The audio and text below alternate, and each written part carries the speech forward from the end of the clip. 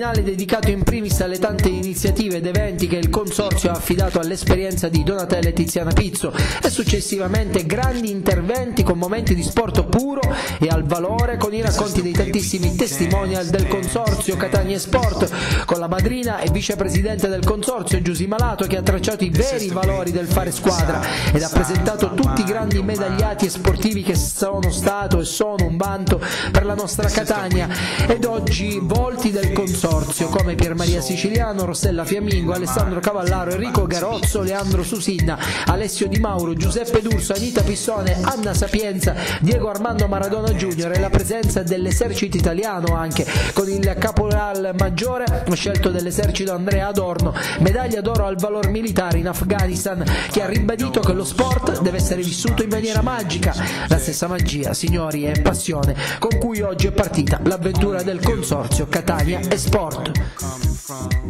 Where I'm coming from.